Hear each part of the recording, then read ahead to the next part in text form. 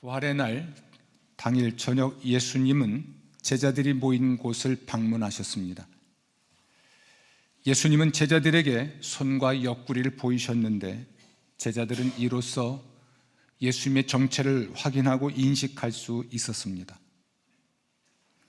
손의 못자국과 옆구리의 창자국을 보고 부활하신 예수님이 사흘 전 죽임당한 바로 그 예수님인 것을 확인했고 그래서 기뻐했습니다.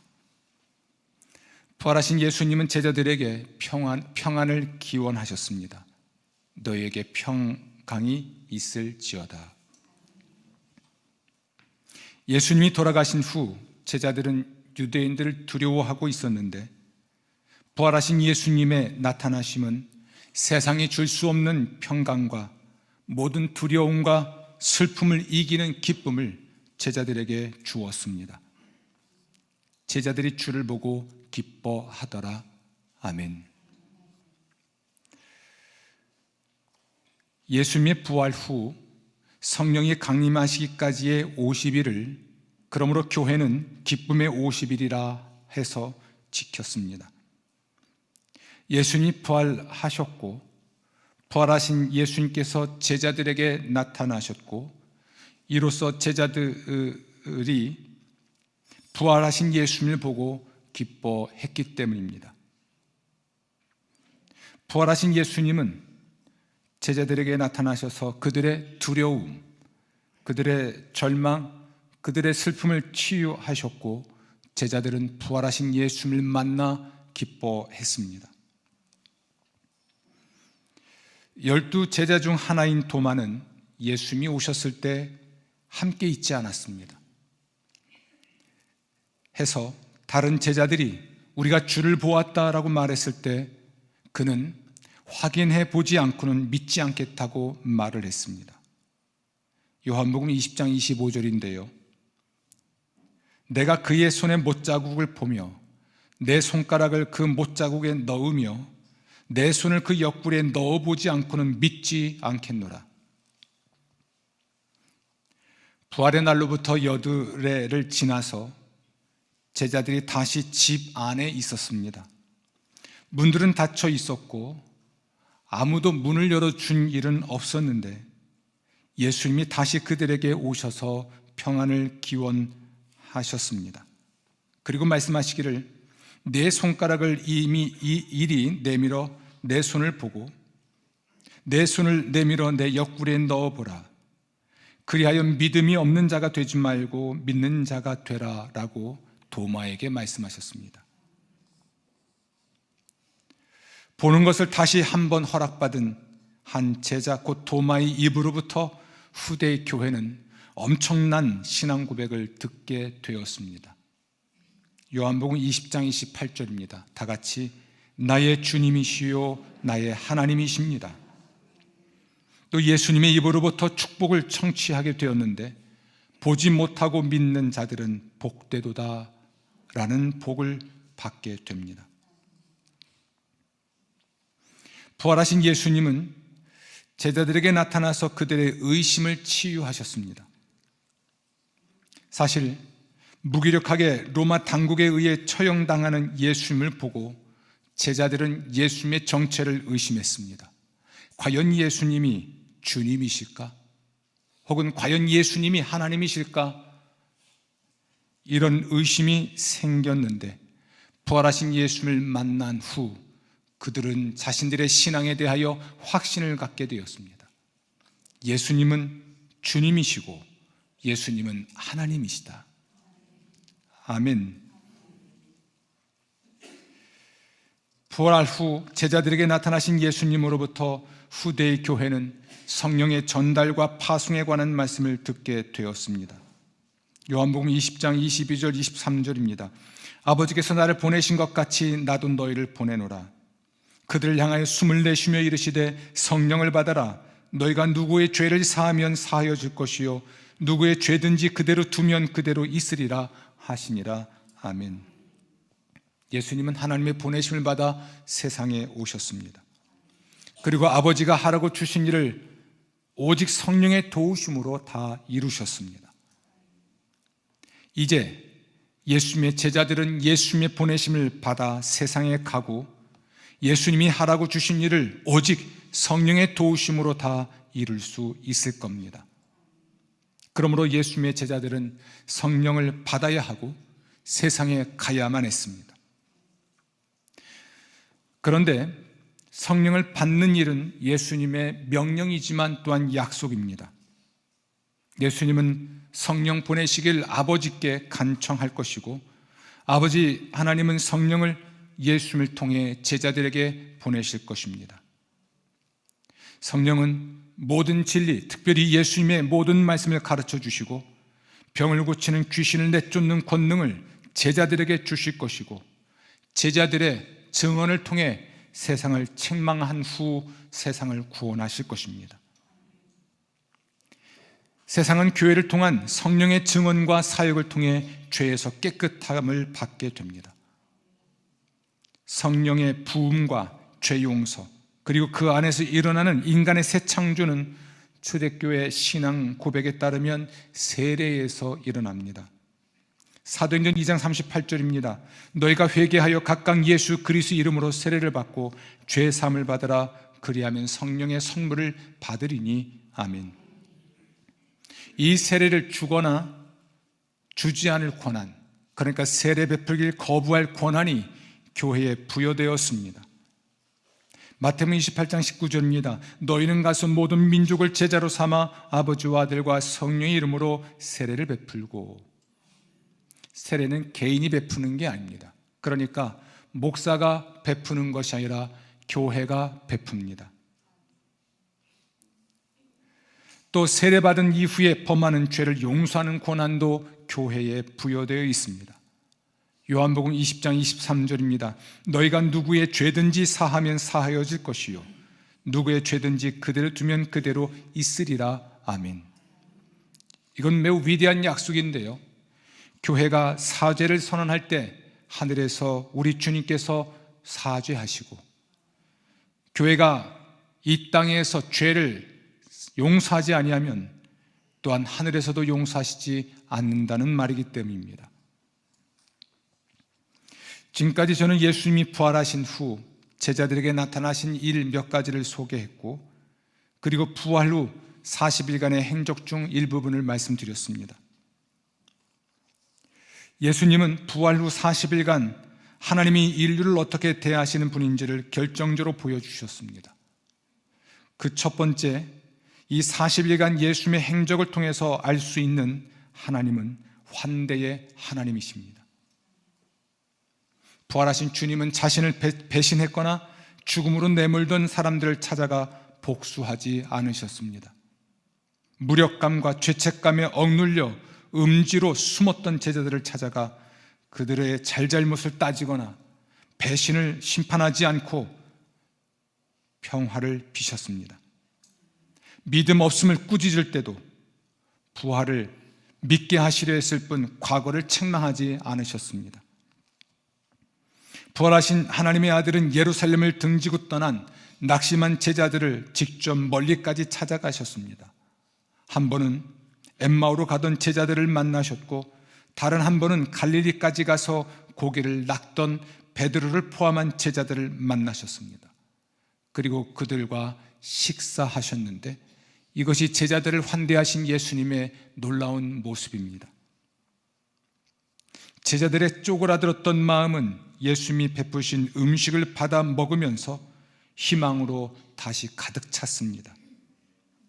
엠마오로 갔던 제자들도, 갈릴리로 낙향했던 베드로도 스승이 정치범으로 몰려 처형당했던 위험한 도시 예루살렘으로 돌아가 부활을 증언할 정도로 삶의 태도가 바뀌었습니다.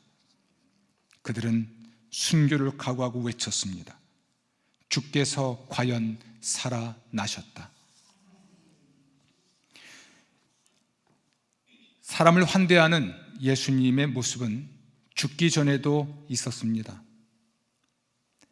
어린아이를 데리고 찾아온 부모들에 대해서 예수님의 제자들이 꾸짖었을 때 금하지 말라, 천국은 이러한 자의 것이다 라는 말로 자기를 찾아온 어린아이와 그의 부모를 환대하셨습니다. 치유를 간청하는 외침을 듣고 제자들은 번거로운 듯이 귀찮은 듯이 핀잔을 주었지만 예수님은 그를 외면하지 않고 환대하신 후 무엇을 원하는지 물었고 그리고 치유해 주셨습니다. 사실 예수님의 별명 중에 하나가 있는데 세리와 죄인들의 친구라는 별명입니다. 그만큼 예수님은 그 시대에 홀대받던 사람들, 소외된 사람들은 물론 모든 사람을 환대하셨고 그들을 구원해 주셨습니다.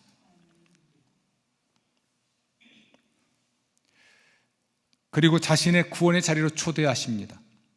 누구든지 목마르거든 내게로 와서 마시라. 혹은 수고하고 무거운 짐진 자들아 다 내게로 오라. 내가 너희로 쉬게 하리라. 초청하신 후에 예수님께 나오면 그가 누구이든 차별하지 않고 환대하십니다. 그리고 그를 구원해 주십니다. 부활하신 예수님이 제자들에게 음식을 먹이시는 환대의 장면은 예언자들이 꿈꾸었던 주님의 날을 배경으로 볼 때 그 의미가 두드러집니다.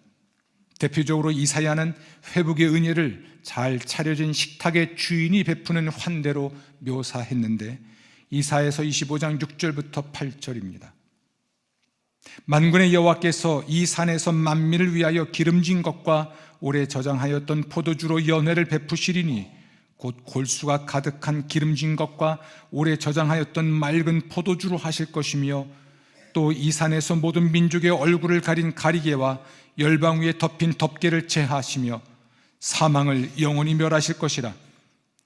주 여호와께서 모든 얼굴에서 눈물을 씻기시며 자기 백성의 수치를 온 천하에서 제하시리라. 여호와께서 이같이 말씀하셨느니라. 이 성경 구절을 보면 하나님의 환대와 죽음에서 승리라는 두 주제가 먼저 결합되고 그 다음에 하나님 백성의 회복이 선포됩니다. 여호와께서 만민을 위하여 기름진 것과 포도주로 연회를 베푸시리니라는 말씀은 하나님의 환대를, 사망을 영원히 멸하실 것이라는 말씀은 죽음에서 승리를, 자기 백성의 수치를 온 천하에서 제하시리라 라는 말씀은 하나님 백성의 회복을 선포합니다. 이와 유사하게 죽음을 이기신 주님이 40일간 직접 팔레스타인 이곳저곳을 거니시며 제자들을 환대하시고 그들과 음식을 함께 드셨습니다.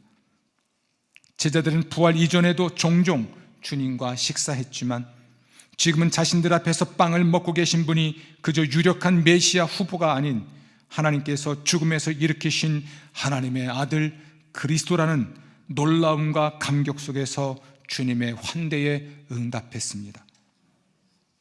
부활 후 40일 동안의 예수님 행적을 통해 죄인을 환대하고 용서하고 회복시키면서 새로운 존재로 빚으시는 인격적인 하나님이 계시되었습니다. 연회를 베풀고 사망을 멸하고 눈물을 닦아주시는 하나님이 1세기 팔레스타인의 부활한 인간의 몸으로 실제 등장하셔서 제자들을 환대하고 용서하고 회복시키셨습니다. 이러한 놀라운 부활 사건의 경험이 제자들의 삶을 바꾸었고 이로부터 교회의 역사가 시작되었습니다. 그리스도의 십자가 죽음으로 해체되었던 그리스도의 제자 공동체는 그리스도의 부활과 함께 부활했습니다. 교회의 성령이 강림했고 환대와 친교, 기도와 찬미, 예배와 설교, 치유와 승리, 봉사와 선교 공동체가 되었는데 사도행전 2장 42절부터 47절 말씀은 이것을 기록하고 있습니다. 다 같이 봉독합니다. 그들이 사도의 가르침을 받아 서로 교제하고 떡을 떼며 오로지 기도하기를 힘쓰니라. 사람마다 두려워하는데 사도들로 말미암아 기사와 표적이 많이 나타나니 믿는 사람이 다 함께 있어 모든 물건을 서로 통용하고 또 재산과 소유를 팔아 각 사람의 필요를 따라 나눠주며 날마다 마음을 같이하여 성전에 모이기를 힘쓰고 집에서 떡을 떼며 기쁨과 순전한 마음으로 음식을 먹고 하나님을 찬미하며 또 온 백성에게 칭송을 받으니 주께서 구원받는 사람을 날마다 더하게 하시니라. 아멘. 부활 후 제자들에게 나타나신 예수님으로부터 두 번째 배우고 익혀야 될 것이 예배의 영성입니다.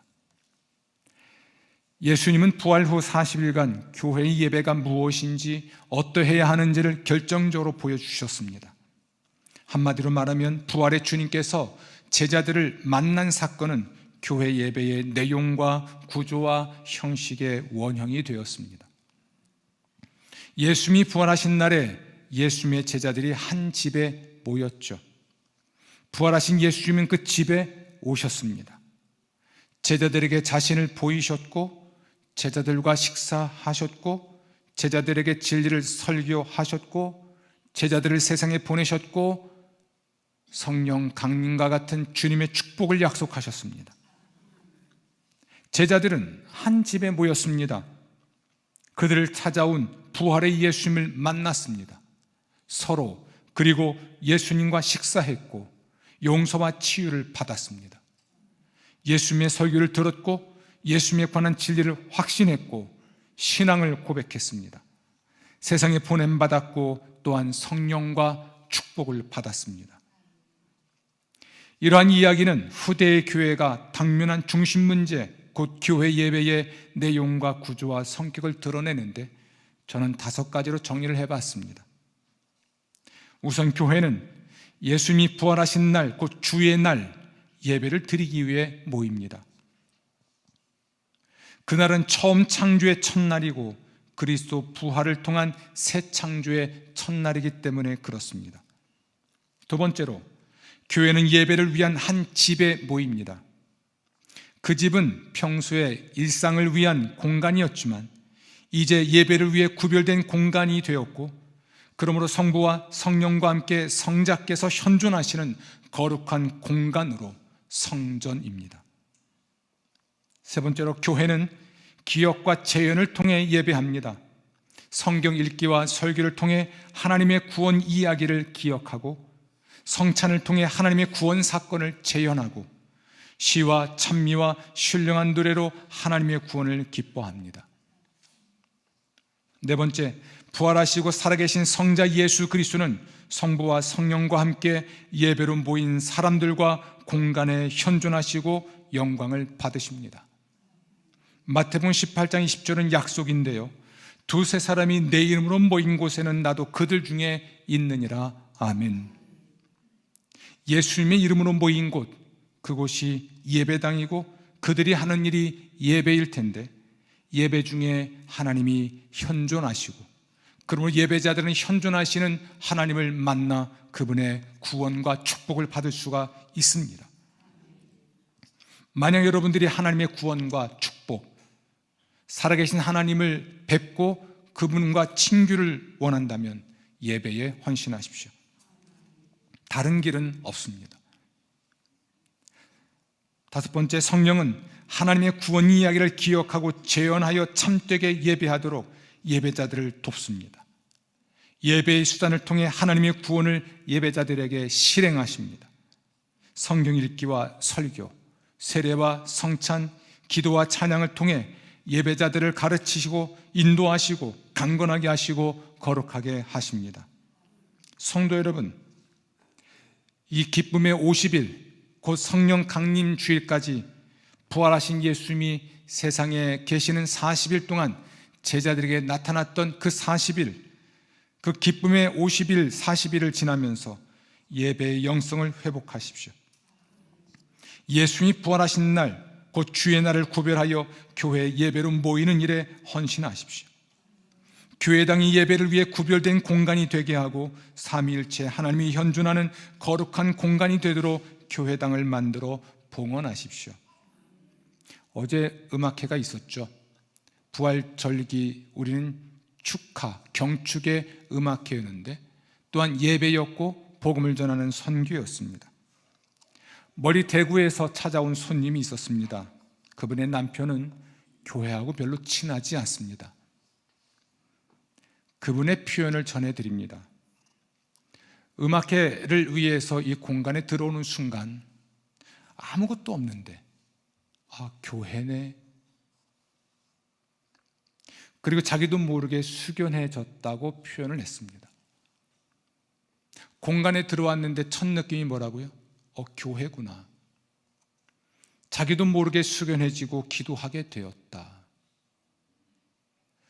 그러면서 덧붙이기를, 파이프 오르간이 놓인다고 하는데 그러면 이 공간은 훨씬 예배를 위해 구별된 아름다운 공간이 되겠구나. 여러분, 저희 교회를 방문하는 외부인들은 모두가 이 예배당 공간이 이쁘다라고 말을 합니다. 그리고 교회 같다 이렇게 표현합니다. 그 말을 들은 분이 이렇게 말을 했다 합니다. 성공했는데? 무슨 말일까요? 이 공간을 리모델링 할 때 우리는 3층은 예배 공간으로 구별되게 만들겠다 했습니다. 1층은 친교 공간이고 2층은 사무와 교육을 위한 공간이고 이곳은 예배 공간으로 구별하겠다 했습니다. 여러분이 들어와 예배를 드리는 이 건물은, 이 공간은 분명히 그냥 일상으로 말하면 상업 공간이 될 수도 있습니다. 그러나 우리가 예배를 위하여 구별한 순간, 적어도 이 순간만큼은 이곳에 성부와 성자와 성령이 현존하시는 거룩한 공간으로 성전입니다. 그러한 공간이 될 수 있도록 이 공간을 또한 만들어 가시기를 부탁을 드리겠습니다. 사랑하고 아끼시기를 부탁을 드리겠습니다. 하나님의 구원 이야기를, 기억과 하나님의 구원 사건을 재현하고 하나님의 구원을 기뻐하는 구조와 방식의 예배를 준비하고 참여하십시오. 성령의 권능으로 성경 읽기와 설교, 세례와 성찬, 시와 찬미와 신령한 노래로 하나님을 예배하십시오. 오늘부터 우리 1부 예배는 2부 예배 순서와 똑같은 형식으로 예배를 드립니다. 전에는 경배와 찬양을 부르고 기도하고 설교하고 찬양하는 형식이었으나 이제는 1부, 2부 형식이 똑같습니다. 그 이유는 취향에 따라 예배를 선택하게 하는 순간 지난 오랜 세월 동안 교회가 분열되어 있었습니다.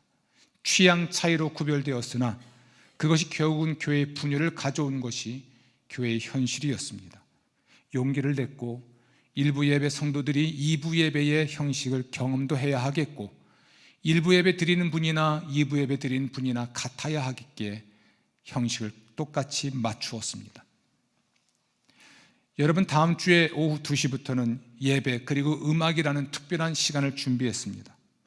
서울신대 교수 2분이 와서 예배의 역사 그리고 교회 음악의 역사에 관한 말씀을 나눌 텐데 우리 예배가 바르게 드려지는 형식의 예배라는 걸 잊지 마십시오.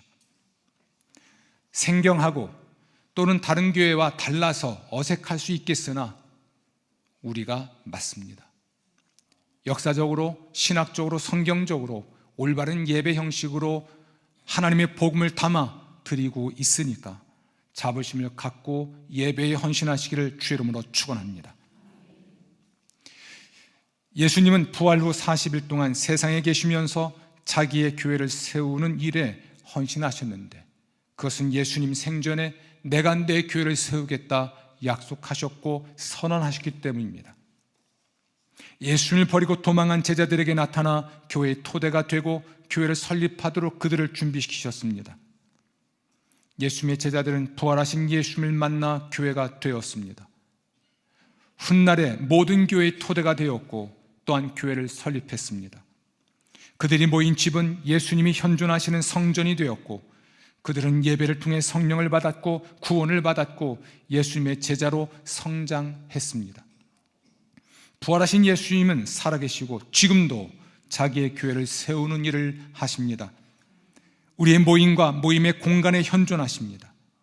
우리의 예배를 통해 성령을 보내시고 우리를 구원하시고 우리가 예수님의 제자로 양육하십니다. 교회가 되십시오. 그리고 교회의 토대가 되십시오. 교회를 평안하고 든든하게 세우십시오. 주의 날 예배로 서로를 초대하고 예배당에 모이기를 힘쓰십시오. 모여 서로를 환대하고 사랑과 선행을 서로 격려하고 사랑 안에서 진리를 말하며 교제하십시오. 성경 읽기와 설교를 통해 하나님의 구원 이야기를 기억하고 세례 및 성찬을 통해 하나님의 구원 사건을 재현하십시오. 시와 찬미와 신령한 노래로 하나님의 구원을 경축하고 기뻐하십시오. 성령과 함께 부활의 예수님께서 현존, 구원, 축복하실 것입니다. 요한복음 20장 29절입니다. 보지 못하고 믿는 자들은 복되도다. 아멘.